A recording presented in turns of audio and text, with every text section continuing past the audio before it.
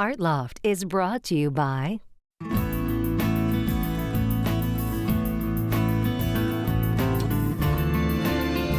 Where there is freedom, there is expression. The Florida Keys and Key West. the Miami-Dade County Tourist Development Council, the Miami-Dade County Department of Cultural Affairs, and the Cultural Affairs Council, the Miami-Dade County Mayor, and the Board of County Commissioners, and the Friends of South Florida PBS.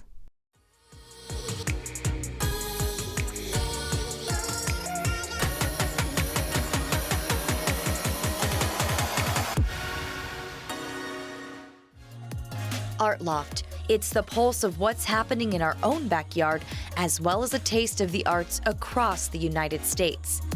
In this episode, we bring you the stories cultivated by Oolite Arts residents and Ellie Award winners, while remembering the woman who started it all.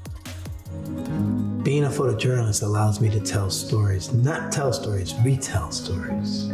I want it to be like inviting, but a little repulsive. I want to make large work so you feel small. I believe in this story because I believe in the importance of representation.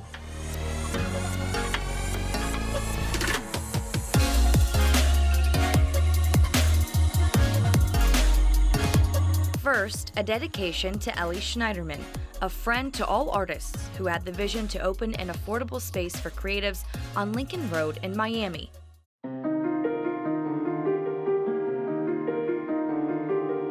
Hi, I'm Dennis Scholl, CEO of Oolite Arts, Miami's visual artist support organization. Oolite Arts was founded in 1984 by an amazing woman, a potter, and a scientist named Ellie Schneiderman. Ellie believed that she wanted to help artists help themselves. So she did that by bringing over 100 artists in 1984 to Lincoln Road. Lincoln Road's a lot different place now, but Ellie's mantra still lives on. We spend every day trying to help artists help themselves. Ellie founded the original Oolite Arts, then known as South Florida Arts Center.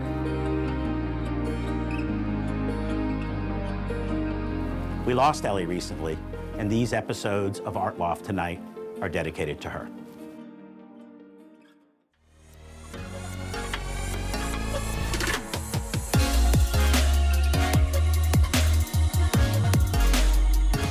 As a visual communicator, I think people let you in their secrets, and they allow you to make those secrets public.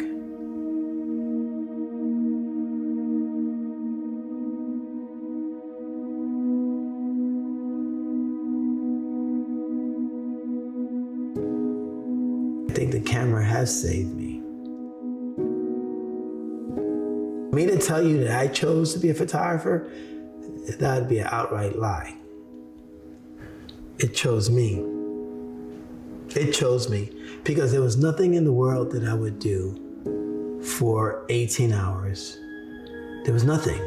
I would not be a captive to time, but photography freed me from time.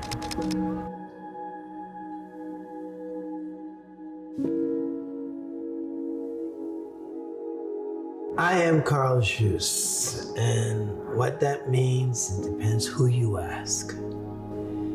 I am a father. I am a photojournalist for the Miami Herald for the last 30 plus years. I am, give it to me.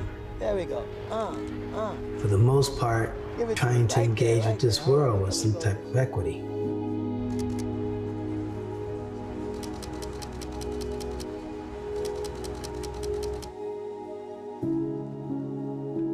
I was born in Haiti in 1963. I'm an immigrant in all sense of that word, you know. My parents left everything they had, everything they owned, left their mere memory in search of something greater than themselves. So, my father had to leave his homeland. Because he couldn't go back to Haiti, I think he felt that he wanted to get as close to it as possible, and Miami was the destination of choice.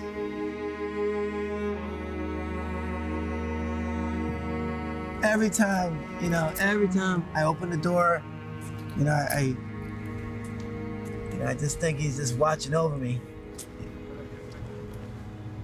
I think Miami is not an American city. It's not. It's an international city. It's not a destination. It's a fluid and complex, simple, but extremely, extremely organic place. You would never know if you watch TV, because Miami is the new America.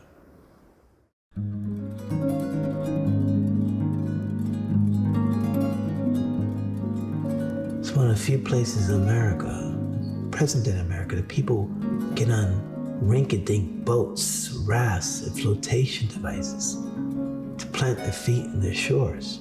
And I think my role as a photographer is to take people's stories and shape them in a way that it is beyond just their own personal experience, that I connect the dots, because pain in Havana is the same pain that's in Haiti or Helsinki.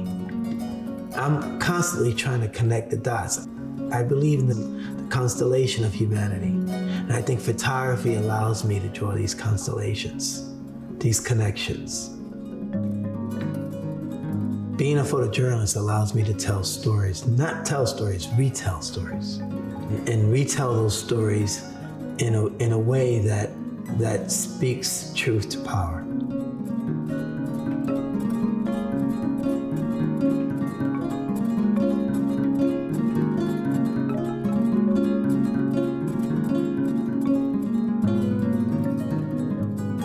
I started Iris Photo Collective with 4 of my partners back in 1998, 99. And our main mission was to tell stories of people of color. And I think we fulfilled that mission pretty darn well.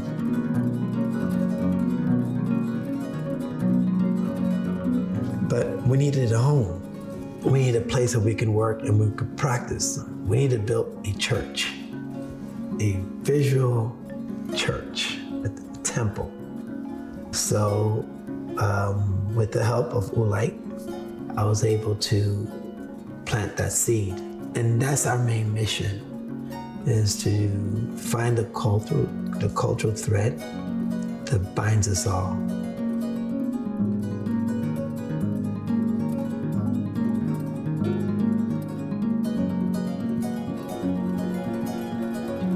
I'm one of the few people that make time to be bored. You always gotta wait. You always gotta wait.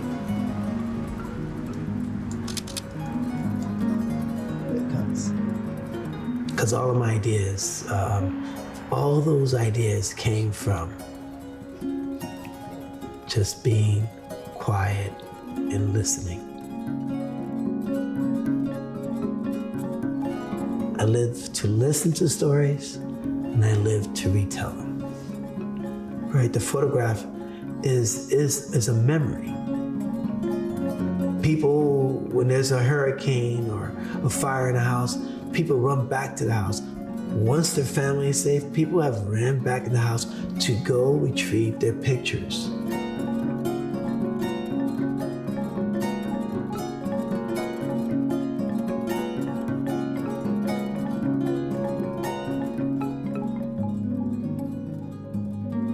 Your role as a photojournalist is to make sure that you can make the foreign seem familiar. That's where the art is. And make the familiar seem foreign. That means seeing something every day and finding something special in it.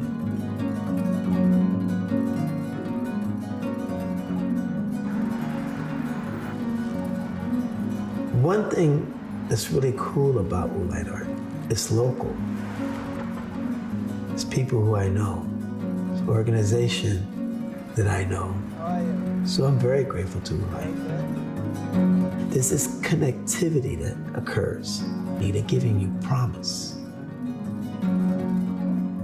See, you can't take that to the bank, but you could take it anywhere else you want.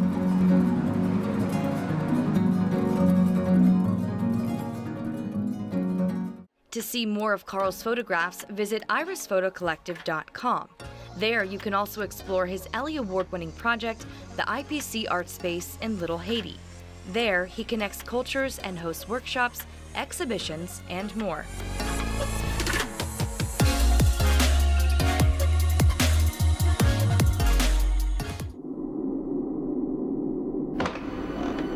When I was a child, I had a lot of sleep paralysis.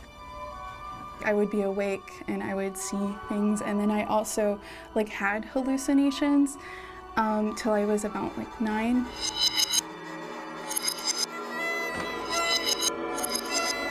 I make video, I make installation, I make performance, and for those pieces I make textiles that maybe are worn or performed like puppets. I make claymation, I make stop motion animation, I film the costume pieces and I collage those videos, and then maybe I project that, and then I might interact with it again in a performance.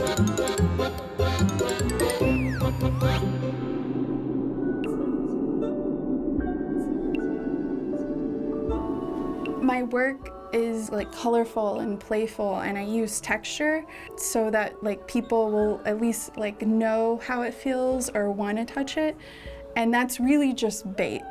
I just want people to get in close.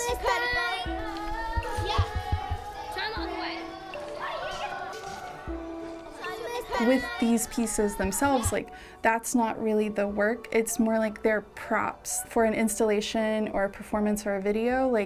It's just a scenario for the viewer to interact with.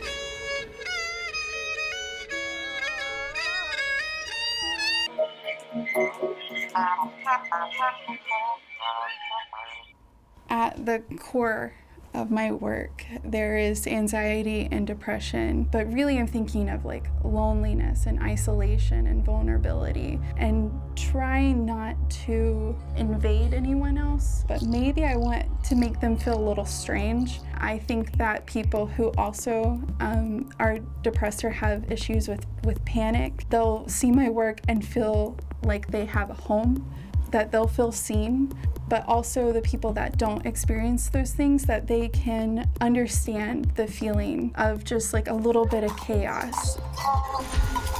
I think that is where I do my best work.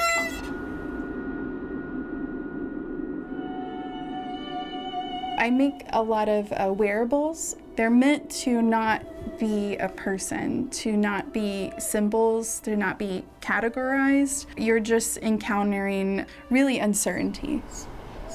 Hi, excuse me. Yes, you. Do you mind if we ask you some questions?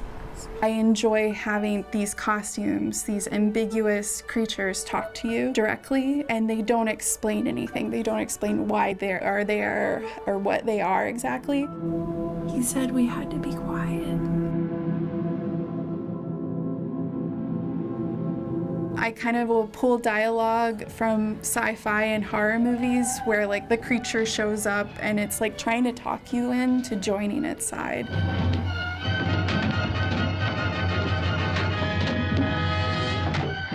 A lot of times my wearables are wanting to become friends with you, and they're desperately wanting to become friends with you as an audience member. Yeah, so sometimes we practice just so we can be perfect for you. We want to be perfect just like you. They might be really generic, like let's be friends. And that could come from a Mr. Rogers, or that would be different if it was an alien or the devil. My work aesthetically isn't serious, but I'm dead serious about the meaning. So that's something I constantly struggle with. I'm also maybe not the most serious person either. I laugh a lot, but I think that the humor helps us as a human race to deal with those harder topics. You need to show us on your insides? Okay. I think ambiguity is really interesting. It's a cognitive dissonance where you can't really situate the feeling or the idea or maybe the relationship. That's my favorite place to be. That's where I want to live, and that's where I want all my work to live. So I want it to be like inviting but a little repulsive. I want to make large work so you feel small. I wish that I could make things that were both terrible and terrific, and that's really like my aim, and I think that's something that I will always be trying to get at.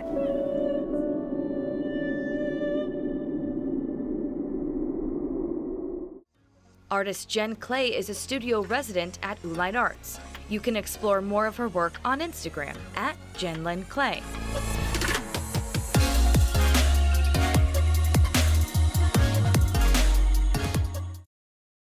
So we out here in my neighborhood. I literally picked up my homegirl, told her I need extra for the scene. I got my homegirl's boyfriend to come. We saw that random lady on the side of the road, and she's coming. So I think we're good. 1, 2, 3, and we solid. Yo, hello? Yo, yeah, I think I'm ready for talent. My name is Edson Jean. I'm a cinematic arts resident at Oolite Arts, and I'm the director of Luzie.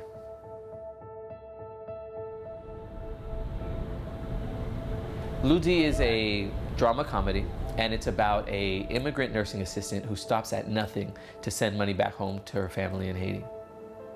So the idea of this feature came to me in many ways. Something that was really important to me is I really wanted to represent the Haitian and Haitian American culture in an authentic way that I hadn't seen portrayed in mass media. And secondly, it's predominantly inspired from one of the many stories my mom told me growing up from her experiences being a nurse and a private caretaker here in Miami. When we were writing this script, we always knew it was going to be the lead actress that we had. We were blessed to have a relationship with her prior. When I say we, I mean Joshua Jean-Baptiste and myself through working on Grown. That's the first time we had the opportunity to work with Shane.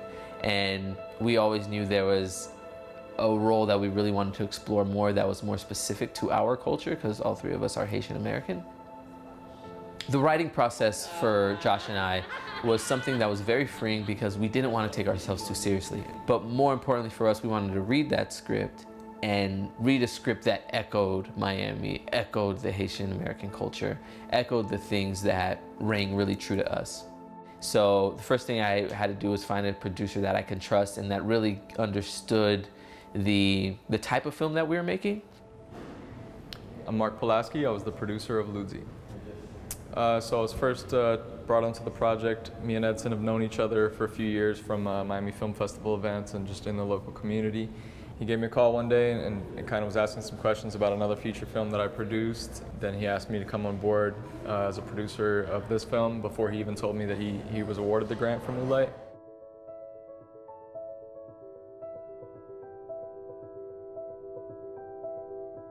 When I heard I received the Cinematic Arts residency and received the grant for this feature, I hit the road running. It's an idea that I already started percolating and sort of started manifesting the opportunity to create this film by already starting to write and outline the script. This film is definitely a micro-budget film, and we wanted to not try to be overly ambitious. So we were really scaled down. We just really wanted to focus on having the nuts and bolts. In the micro-budget world, the production experience is, there's always going to be something you didn't account for.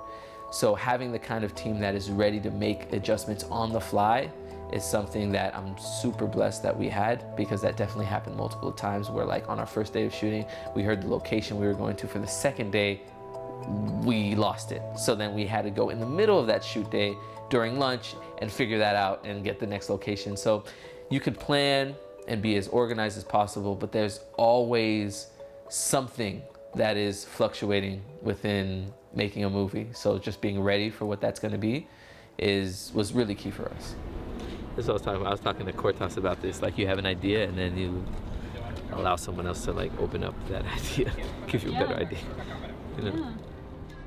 There's a Luzie in each and every one of us, and we know someone like this who is willing to put family above themselves, and how often we struggle with that balance on knowing when we come first or when it is time to sacrifice for family and friends.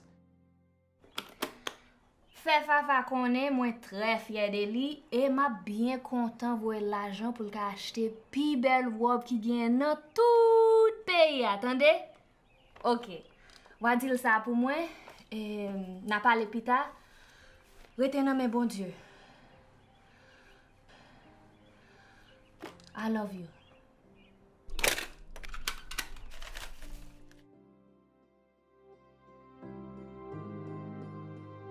We want this film to be used to offer sort of like a platform for us to have a direct connection and relationship with the community that it's representing. And having a South Florida hyperlocal event-based touring model with this film, and then having an immediate conversation with the community, the Haitian Americans, the Caribbeans, the Latins, that identify with this film. We should just keep getting lost. Like this is magic hour. Yeah, this is the magic hour. This is the magic hour. So we should keep using it. You want to do some follows? Yeah. Because look at this sky over there, it's pretty. So I think we should just walk. Let's just do, yeah.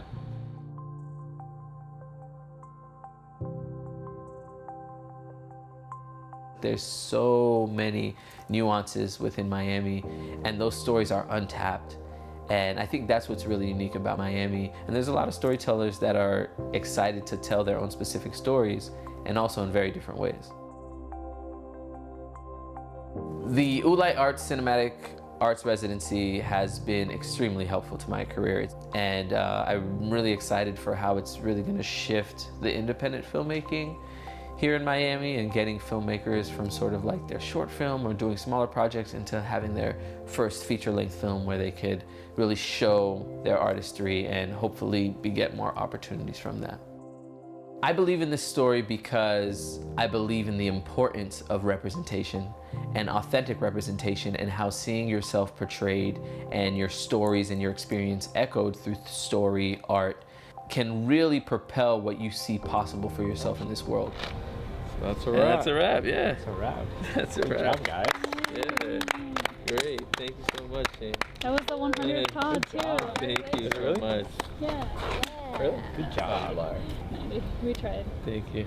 10 more cards. 10 more cards. Go Never again. mind. Thank you. Artist Edson Jean is also a resident at Oolite Arts in the Cinematic Arts category.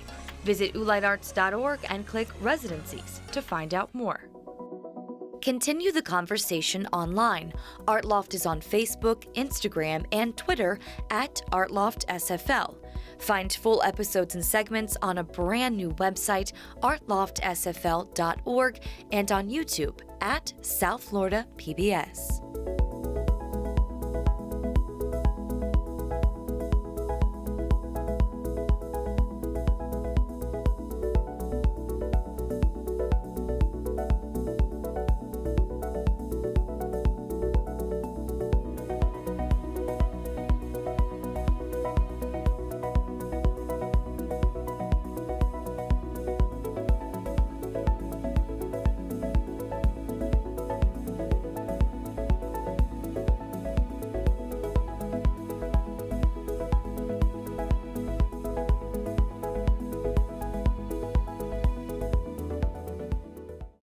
Art Loft is brought to you by